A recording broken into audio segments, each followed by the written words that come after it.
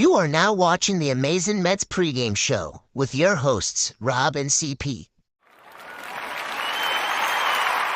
Let's go Mets! Let's go Mets! Let's go Mets! Let's go Mets! What's up, Mets fans? Welcome back to the Amazin Mets Pregame Show with myself and the man next to me, CP, and we are back home at Citi Field after the London series, after that extravaganza event that we went through. I mean, it felt like those two games were like the last baseball games in the world, the way they kind of promoted that game, except for Fox and ESPN. But we split the series in London in dramatic fashion with Luis Torrens, the play of the week, making that double play to win the ball game for the Mets. And now they got the Marlins, one of the worst teams in baseball, and they need to beat them. So let's say what up to CP. And how you doing, buddy? I'm doing well. Apologies for the switch over on the streams. Hopefully everyone in the previous stream can navigate their way over here, but it was a last minute switch up. Nonetheless, we are here to talk about Mets baseball. Hopefully, I'm kind of just scrambling here. Hopefully I sound good. We got a lot of good things to talk about, Rob, because this upcoming homestand means a lot to this team. Shout out to Josh, Robert, Junior, everybody in the chat right now. Kenny, I appreciate you all being here. I hope that you all are energized or re-energized, amped up, because this is meaningful baseball. And we're talking about June 11th, 2024, where these games matter to this team that's only 3.5 games back of the wild card. Regardless if you want to engage in any sort of wild card talks or not, we are here and we need to see sound baseball. So salute to everybody. Appreciate y'all being. Absolutely. And yes, we got some changes. Obviously, we got our catcher back in Alvarez. Unfortunately, Nito had to get DFA because Luis Torrens played. And you know what? Tomas Nito, a nice tweet, thanking Mets fans for the 12 years he was with the organization. And that's a long time. And you know what? He was a pro's pro. He never complained about playing time. There was many times when he could have probably been the starting catcher, as bad as the Mets catching situation was for a while. And he never complained, getting sent down, getting bounced around all over the place. He could have easily, say, guys, just let me go. Let me see if I can start somewhere else. But he never did. He loved this organization. And shout out to Tomas Nito for, doing what he did, because there's a lot of times when, with the Alvarez injury, the James McCann not ever showing up, playing any good, Nito was always there.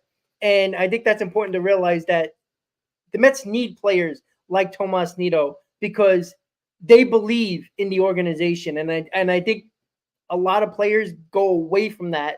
And I think seeing Tomas Nito did what he did and never complain, I think that's a great sign that Tomas Nito left on a good note. Unfortunately, you know what? Luis Torrens has just been out of his mind in the last, week and a half since he's been here. So listen, it is what it is. But Chris, I want to talk about Francisco Alvarez because we talked about how important he is going to be into this lineup, right? He is batting 8 tonight. I understand they want to, smooth his his back in, slowly.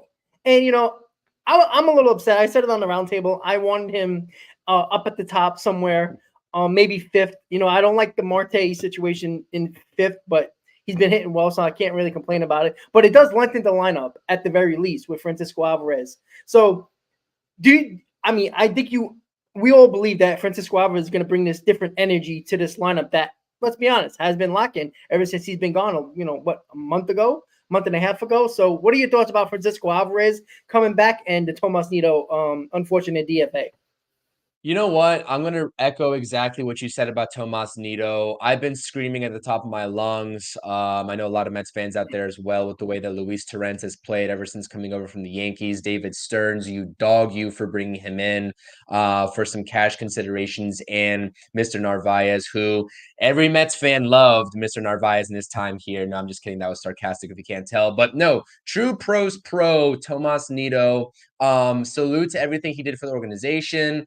Salute to always just being willing to do anything it took, whether it was starting, whether it was being a backup or third string, or even going down to the minor leagues. Never seemed like he was going to complain. Seemed like he was a good character in the clubhouse. But with that being said, in terms of the actual talent level, I'm not shedding any tears that he's gone. That's no disrespect to the ball player that he is, because we know Tomas Nido's ceiling, and I wish him the best of luck wherever he goes. But quite simple, I think the potential plus side of Luis Torrens, who's just been an absolute gem since coming over this Mets organization, definitely was the right move. And by the way, what coincides with this Nido DFA is also the Phillies announcing that JT Realmuto is out for the rest of the season, I believe with some sort of knee injury. So maybe Tomas Nido pulls a Luis Guillorme and ends up with an NL East rival there in Philadelphia. Wouldn't that be something? But nonetheless, I agree with you. Francisco Alvarez, this team went like 17 and 30 something without Francisco Alvarez in this lineup, and this is going to be a huge jolt. I predicted that when he came back, he'd be hitting in the 7th hole. Obviously, he slots one more down into that 8th hole. It definitely lengthens the lineup. I'm not mad about it at all. And the thing about it is that Francisco Alvarez has such an impact on both sides of the ball, because when you talk about a lower half of the lineup that has been sort of hit or miss, they started off really hot and then they got cold, and we talk about them versus the core and who's carrying this team. Well, now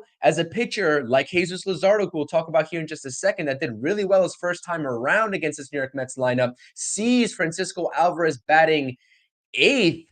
That's sort of protection for Harrison Bader and Mark Vientos. And I'm not saying they need it, but it definitely helps them, because those guys are going to get pitches to hit by default now, and they don't have to worry about sort of just drawing walks. Like, of course, Jesus Luzardo could go out there and walk them, but more often than not, he's going to be putting pitches in their wheelhouse, because we presumably think that he doesn't want to see Francisco Alvarez, who has huge home run potential, coming up with runners on base in the bottom of that lineup before the lineup turns over to the top of the lineup. So that is his impact offensively. And I like the strategic placing. I think it's a combination of strategic placing, lengthening the lineup, like you said, but also just easing him back into this lineup. He had a finger injury, thumb injury. I forgot exactly what it was, but that affects his grip. So, he wasn't completely tearing the cover off the baseball when he went on the IL as well. So we'll see how he sort of eases back, but just his presence was greatly missed. But defensively, man, we talk about obviously Narvaez and his lack of defense, and that how it was night and day when Tomas Nido and Luis Torrens sort of got into the fold.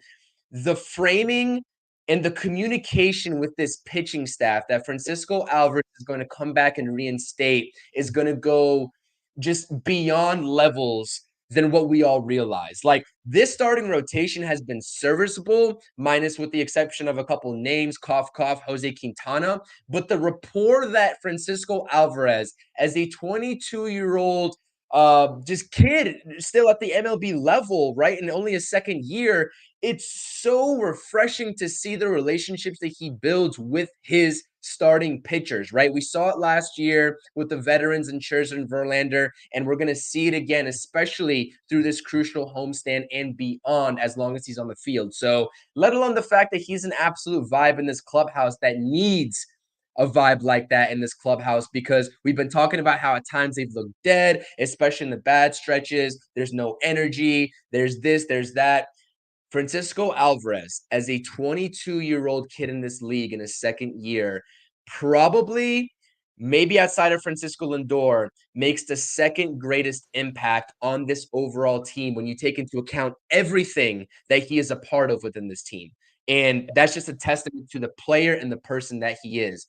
Yeah. So happy back. When I saw that news, I got ecstatic. I released a short on my YouTube channel. I had to talk about it because this is going to pay dividends for the New York. Yeah, absolutely. You and me both put a short out there about Alvarez. And you know what? You took the words right out of my mouth, because I wanted to bring up the pitching staff with Alvarez. Since Alvarez has been gone. Now, again, we weren't expecting Nido or Torrens or Narvaez to, make this rotation as good as it could have been, or at least that what it was early in the season when Alvarez was there, because it seemed like the pitchers love Alvarez behind the plate with the pitch framing, like you said, and just the vibe that he brings, the energy he brings. And the Mets have just under a 5 ERA since Alvarez has been out, and it's been under 4 when he's been in the lineup and been the catcher in game. So the pitching, you give credit to the pitching early on, they were good, but it could have been a lot to do with Alvarez, and we'll see, right? If the pitching turns around, if Jose Quintana actually shows up and actually pitches like Quintana should pitch, as we all thought he would, and be a serviceable pro instead of a disaster. And the other guys as well, if Sean Manaea doesn't blow up, or Luis Severino has been good for the most part for the whole time, but maybe he can be even better because he was outstanding with Alvarez behind the plate. So we're going to see if Alvarez is a bigger impact, not just with the bat and helping his lineup, but behind the plate with the pitching set. Because if the starting pitching starts to figure it out again, it's going to be hard to beat this team. I know the bullpen still has an issue, but you know what? With Hauser being in there, you still got Nunez and Young, who 3 guys that can really be trusted for Carlos Mendoza. And Diaz will be coming back very, very soon. And he's been pitching. Again, it's the minors. It's nothing to go crazy about. But if you look at the games that he's pitched, his fastball is a little bit harder, right? You see that little burst of energy, that power coming off the mound again. Maybe he was actually hurt, and that impingement was a fact and was a problem. And it wasn't his leg. It could have been that, because if Diaz is 75% of 2022, this bullpen with Hauser, Young, Nunez, and now Diaz, this team is going to be hard to beat, because I think this lineup with Alvarez, I mean, look at all these guys. Look at this lineup right now. Who is really not hitting besides maybe Nimmo, who kind of did his job in the last game of the series? He hasn't been, but other than that, everybody's been hitting. Iglesias is hot. Look, McNeil's not in the lineup again. He played 1 game. So that's interesting again. And a lot of the rumors are spilling, or a lot of the noise is spinning for McNeil again about he might be out. I feel like he's going to be out. Like, I think they're ready for Acuna very soon. And Iglesias is doing the job right now. And you know what? Luis Torrens took Nito's job. I know Nito is nowhere near McNeil's possible talent level, and he was a starter on his team and getting paid. But let's be honest, Chris, this is another game where I would have thought, I know it's a lefty, but McNeil's your starter according to Mendoza. So No, I agree with you. And the funniest thing about this all is that it just cracked me up, because it has nothing to do with on-field performance, but Jeff McNeil threw out that he could be a cricket player during that London baseball classic. And it's just you're just adding fuel to everybody else's fire. Just go play every other sport in the book, whether it's golf, whether it's cricket, and just give baseball a break. But no, nonetheless, like I said, McNeil's been brutal. I believe he did get a hit in that second game, late in the game as well, after a couple of ground outs to second base to start off the game. I don't know, man. It's just the overall impact of McNeil. And it was nice to see the Mets turn double plays with Lindor and McNeil up the middle when he finally got back into the game. But that infield just looks so much more smooth with Jose Iglesias. And he's just been putting together complete professional at bats, Iglesias, that is. And it's just something that we've been lacking for the majority of this season so far with Jeff McNeil. So I don't know if the writing's on the wall in terms of actually parting ways, but it would make sense to have this competent veteran bridge second baseman until you get into the latter part of the season, where the Mets organization has to make a decision whether they're going to be buyers, sellers, or do a little bit of a hybrid sell while trying to remain competitive for a playoff spot with maybe a Luis Angel Acuna. So we'll see how it plays out. But no, I agree with you. Alvarez being back is huge. Iglesias playing more frequently is huge. I believe you have Iglesias as the catcher, but he is playing second base today. I think everyone knows that. Is absolutely phenomenal. And Torrens, obviously, you can't ask for more as a backup catcher. So it sucks that Nito, right, was the odd man out. Am I shedding a tear about it? Like I said, I'm just going to reinforce that idea. No, I'm not. Bygones were bygones.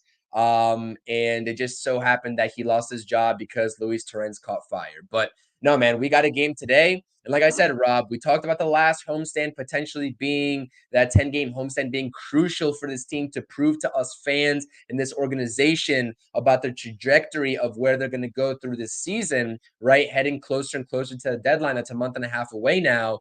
this homestand is like a second chance for them. They've been managing to stay afloat, right? Winners of 4 of their last 5. The NL is also bad with all the teams ahead of them. They have another chance here to leave all of those Citi Field woes behind them and prove to us starting tonight against a pitcher in Jesus Luzardo that dominated them last month, right, in Miami. They have a chance to prove to us why this team, especially with those reinforcements that we're talking about, Francisco Alvarez and Edwin Diaz, if we get a glimpse of the old Edwin Diaz back, why they could make a run here to start. Now, I don't want to give anyone any sort of false optimism. I know I'm maybe being a little bit overly optimistic with the way that we've been talking about this team for the last couple of weeks, definitely before that DC series against the Nationals. But you can start to see like puzzle pieces. If the time ever comes where this team needs to make a run to prove to us, it's right now, Rob. And I think that everything that's sort of accumulating, it's the perfect storm to maybe be that. Now, like I said, I know there's a lot of people that may still want the Mets to sell. And that's also valid because you have to obviously be objective in any part of this season and realize that the Mets are battling. And I'm going to reinforce this idea because we talked about it in the offseason. We talked about it at the beginning of the season when we started doing these pre-games. The Mets are going to have a serious battle, the front office that is, juggling between trying to be competitive for a playoff spot while also holding true to that retool for 2025. And that is something that I don't want fans to lose sight of because that is still the goal. While the goal can be making a playoff spot for David Stearns in this front office, they are also still trying to probably retool this team for something greater this offseason. Both can be done, but it's hard when you're trying to balance those two out. That's all I want to say on that topic. But yeah, I agree. Yeah, absolutely. And David Stearns has clearly a big decision to make, but you're right. They can do both. Maybe they can get rid of, a Jeff McNeil, like addition by subtraction. That might be a huge deal. Maybe Iglesias is that guy that pops up, later, that was trying to get back to the majors, and he's finally found it again with the Mets. And you know what? Acuna is right there, and he could be ready to come up as well, and might give a that energy that you always get from a young player sometimes, especially a top prospect. Yeah, I mean, both can happen. And again, this is and Carlos says, "Oh, what is there to prove?" It's not about proving. It's just that the NL is so bad. 11 out of the 15 teams are under 500, and there's one team that's just at 500. So there's not a lot of teams that are very good. And because the National League is not good, the Mets are actually in a position, 3.5 games, by the way, to be right there. And that's why this homestand is important, because one of the teams you face in this homestand, in the Padres, are leading the wild card being a 500 team. And they haven't played well all season at all. And on top of that, I'm curious. Again, I'm curious, not to cut you off, but on this topic, because this topic directly relates to one of those, I don't know if it's bogus or not, I'm not sure who conducted it, but one of those player polls that sort of shed light on MLB teams, right? So do you buy in? I guess the surrounding basis of the Mets making the playoffs this year in a retool year, right, is, I guess, to answer Carlos's point in the chat, or Carlos's question in chat, is maybe just to sort of make the Mets organization out to be in a better light. Now, I'm not saying I worry about those polls because, quite simple, I don't know if they're bogus or not, and I don't simply care. But you have to wonder if other players do care. Do you buy into that or do you not? I'm curious because we've talked about this before. Look, I think this is a poll that, they're probably on a plane. They probably got this, it's probably on their phones, and they're just, okay, yeah, this and that. Yeah, of course, the team that is not, ex players in 2022, I guarantee the Mets would have been a very popular team, right? It's just the way it is. Look, you pay the player, they're coming here. I'm sorry to say, everybody who doesn't realize that by now, right, is not paying attention to baseball nowadays. Everybody wants to get paid. They don't care where they go. I'm sorry. If the Pittsburgh Pirates actually spend money and say, you know what, we're going to go after Juan Soto because we got a great young core, and they pay the most money, he's going to Pittsburgh. I'm sorry. He's going to be on the East Coast. That's one thing for sure, because he always says he wanted to be back on the East Coast. So he's probably going to be somewhere on the East Coast. Pittsburgh is not North Dakota. Okay. It's close enough to the East Coast where it's in an hour and a half flight, not that long, to where he needs to go, it's not the end of the world. And it goes for every player. They're going to take the most money. And I don't care about those polls at all, to be quite honest with you. I mean, does anybody care that Pete Alonso was number 5 in the most overrated player? Did everybody care about that poll? Right? Yeah, exactly. I think they're also bogus, but I figured it'd be a talking point because there is a lot of sort of like just like discussions and You know what it murmurs is? around You those know, polls. like Joe from Clark, who calls WFAN and is always negative on Twitter. I mean, the last time he was probably positive was 2015, right? And that team was dead and buried before the trade deadline, right? So the fact is that the people who are always negative are going to use that and say, "Oh, I told you so." Yet the same people that are saying this now were the same people saying that the Mets would never get Scherzer, the Mets would never get any, big time pitcher here or any time big time player. We all forget that Max Scherzer never wanted to be a Met. He did not want to be here. Why did he come here? And why do all these players go somewhere, right? Because they got the money. It's just that simple. I don't really care about that, because if the Mets have a solid offseason, regardless of if it's Soto or Santander or whoever they get, and it makes their team better, it really doesn't matter. Like, you don't think Santander would love to stay with the Orioles? Yeah, they got new owners, but that doesn't mean they're going to get him. Maybe they do go after Juan Soto, and now Santander is kind of, out in the wind now, and maybe the Mets get him, right? And that's obviously a good addition. So it's all about the money. I don't care about those player polls. I honestly don't think they care as much. They're all buddies, so I don't really think they really care. Like, they have friends everywhere. So I just think that is winning number one to these players. I would say no, most of them. I think it's, a close number one. I think it's number two. I think number one is getting paid. Not only is it helping themselves contract wise to make them say, "Oh, look at this contract." They're in a union, and we forget about that. That nobody's taking less money if you're a top 10 player just to, make another team happy or make the fans happy. They don't care, right? They really don't care, right? You think Pete Alonso, who another report came out saying he's looking for $200 million. If the Mets don't give that to him, somebody else does, he's gone. It's just like every other player. So, Chris, I see it like this. The fact is, pay the player and they'll come. I don't care who the team is. It's very simple. But this homestand is important. And not only are we facing one of the worst teams in baseball, I know the Marlins always give the Mets trouble, regardless if they're good or bad. But you got to take, we said this on the roundtable, we got to take 2 or 3. I would be satisfied with 2 out of 3, but you got to sweep them. I'm sorry. They're a bad team. They don't do anything right. I know the Mets don't do a lot of things right, but they're better than this team. And I think they're better than what their record says. We've been saying this forever, and maybe we're just delusional, but I don't think we are. I think we've seen enough from this team that if they put it together all at the same time, this team is a hell of a lot better. This team could easily be a 500 team, if not a game or 2 over. We talked about how many games we lost in May, 7th inning or later, that we either led or was a tie game. You split those games, you're right there at the 500 level, and then we'll be talking about the playoff spot, because we'll be either a game or tied for a wild card spot. You're playing the Padres, you're playing the Marlins. A bad team in the Marlins, you got to beat them. 2 out of 3 at the least. A sweep. I wouldn't even be excited about a sweep. I think that has to happen because they're better than this team, especially with Alvarez back. And I feel like the pitching staff is going to be better because of him. I think that needs to happen. I think 2 out of 3, obviously, is an obvious win total in this series. And the Padres, you got to beat them. If you take 2 out of 3 out of the Padres, guess what, guys? By the end of this homestand, the Mets could be in a wildcard spot if things fall out the right way, because nobody's playing well in the National League. It's not giving credit to the Mets. It's just that the National League is bad.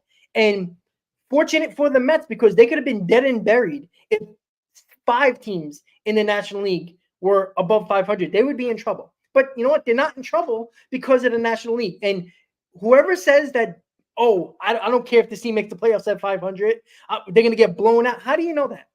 You don't know that. Have you watched the playoff the last couple of years? Teams that are inferior to the superior teams have been winning in the playoffs. You just got to get hot at the right time. But unfortunately for the Mets, Chris, to stop my rant, you got 43 games left until the trade deadline. Yes, I did the math. That's why they don't have that luxury of August and September unless they prove that they can be right now. If they're 3.5 games at the trade deadline, what do you think Stern's going to do? You think he's going to do, partial sell, partial buy, or because that's going to be interesting. Because 3.5 games is not a lot of games. It's one series away from getting right back in it. So listen, be within a game. Give him no choice. Maybe Jeff McNeil still gets traded just to get that terrible vibe out of the clubhouse. But listen, we got an opportunity again, another homestand where you have an opportunity to prove to the front office and prove to your fans that, you know what, this season is not dead on June 16th when the homestand ends. At least that's what I think, Chris.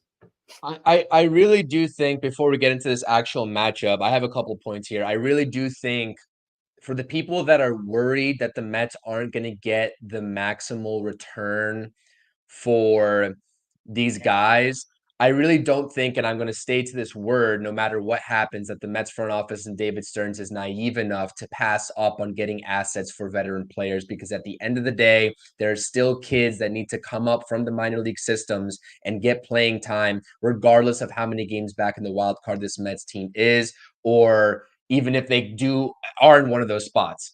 David Stearns is going to make the necessary moves to free up roster spots to bring who he wants to see compete and be a part of this 2025 team, whether it's at the MLB level, whether that means re-signing Luis Severino, or whether that means trading a Jeff McNeil and bringing up Luis Angel Acuna, whether that means moving Sean Manaea to the bullpen, right, and bringing up whatever pitcher, XYZ, you want to bring up and see innings from them in the rest of 2024. So that's not my concern whatsoever. I believe in this front office. I believe in David Stearns.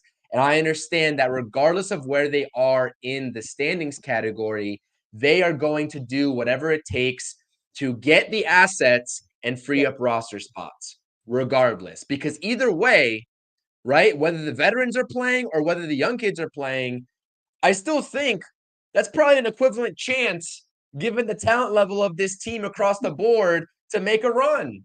You know what I mean? So it doesn't really matter unless you're talking about selling off Luis Severino, which, if your goal is to make the playoffs, that's just not really the best thing to do. I think everything else considered, you can win some and you can lose some there in terms of the actual trading the actual player versus bringing up the prospects, if that makes sense. But secondly, to go off this homestand, I actually put up a poll in the community tab on my channel earlier today. Make sure you go vote. Minimum games the Mets would have to win on this homestand to convince you all to start believing in this team again. I said 4 because that's 2 series wins. That's the bare minimum I can ask for. If you had to ask me what would totally convince me, it'd probably be 5, which means sweeping the damn Marlins, because there's no reason for the Mets not to sweep the Marlins. And we can talk about the Mets as they move to the deadline all we want. We have a game tonight. We're talking about Jesus Luzardo versus Tyler McGill. We can talk deadline talk all we want, but we have a game tonight, so we might as well talk about it. Mets versus Marlins.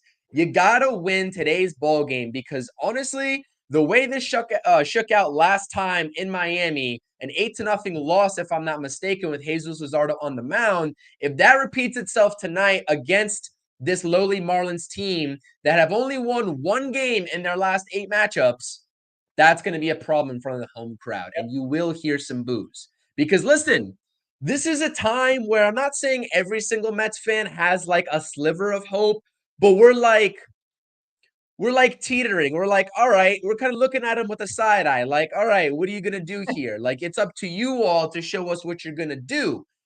But you know what I mean? They can't go out there and lay an egg. They can't go out there and lay up 0 runs against Jesus Luzardo, who is struggling all-encompassing this season, right? But we know that he has the tools to shut any lineup down, just like he did to the Mets in May. So I like this lineup, but are they going to start hitting at Citi Field? And if we're going to be talking about the Mets and playoffs in the same sentence, and we got people in here that are like laughing at that notion, and I don't blame them for not believing or laughing. I don't blame them at all. Like, I'm honestly almost on their side as well. I'm like on an even split here. But it's June 11th, so I might as well root for some winning baseball. But they're going to have to go out there and hit. And you know what? They can't just hit on the road. They have to hit at home. Change that. And it has to happen this week. It has to happen today on June 11th. And yeah, I would be kind of pissed if we win 2 of 3. That's the bare minimum that I said I would accept. But it should be a sweep, man. It really should be a sweep. I agree with you. Yeah, absolutely.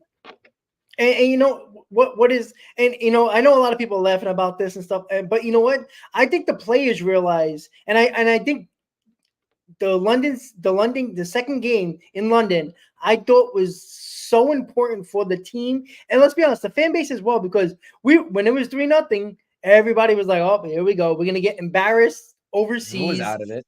Yeah, and I don't think anybody thought we were coming back. And then when we scored those 3 runs, it did feel like the Mets had that type of energy. You know, you heard the crowd that was mostly Philly fans, right? You heard those Met fans, and they got loud, even though it was like 70-30, which I don't think anybody should have expected differently, basically on what the team was doing.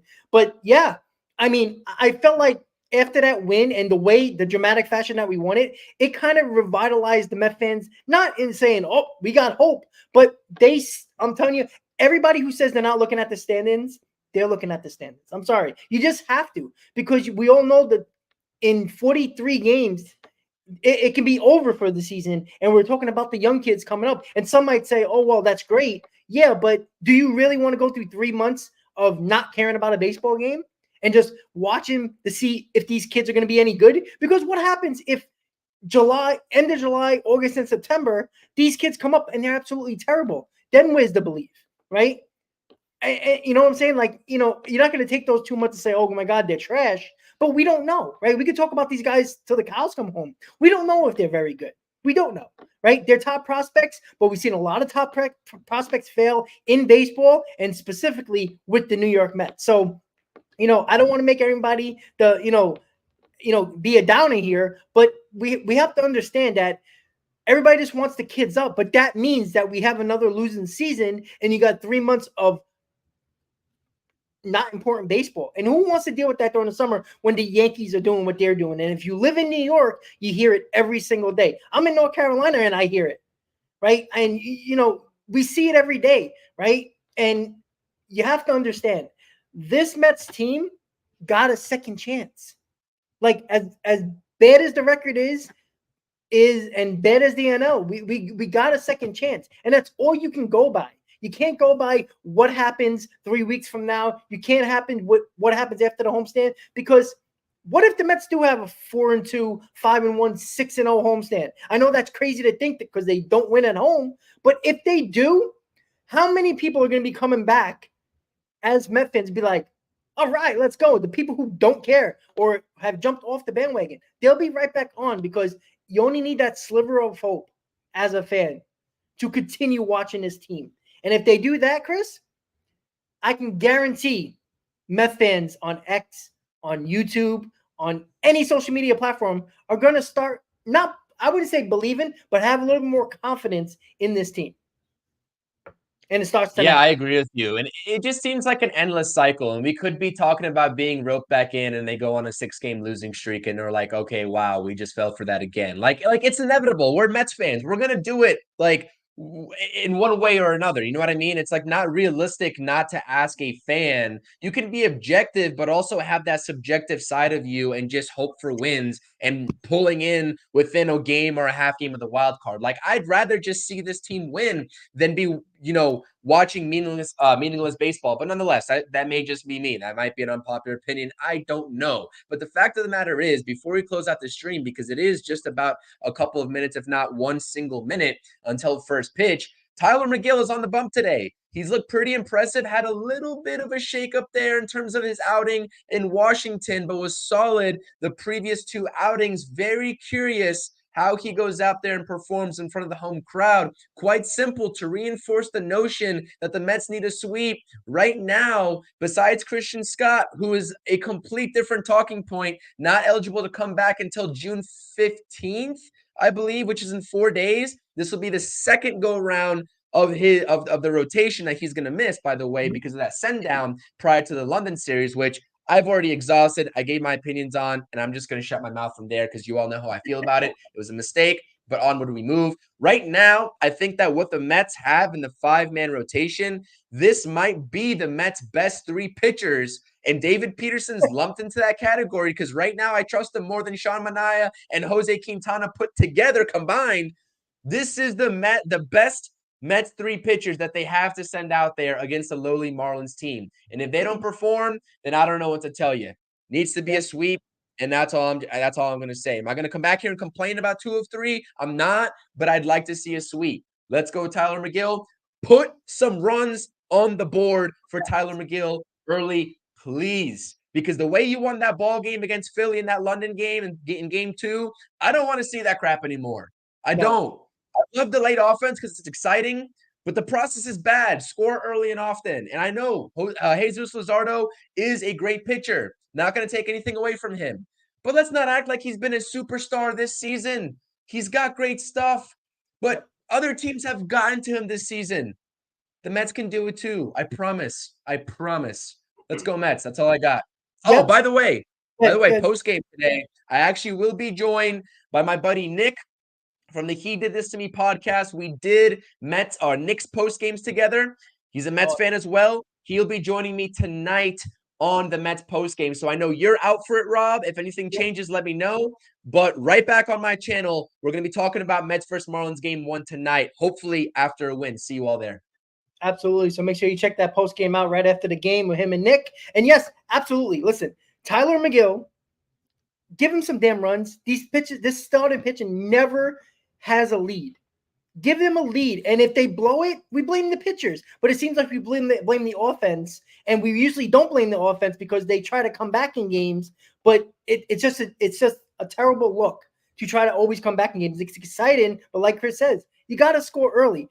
Give your pitcher a lead and give him some breathing room and put the pressure on the other team for once. How about that? Get the fans involved early. That's important, especially at Citi Field. So make sure you tune into the post-game time with Chris and Nick and subscribe to the channels, guys. Make sure we're going to continue to do this all season. Win or lose, we will be here. So, and make sure you follow the Mets Roundtable podcast on X, Mets RT Pod on X. So make sure you follow. So with that said, let's get a W, guys, with Tyler McGill on the mound. We'll see you next time. Let's go Mets, guys. Let's go Mets.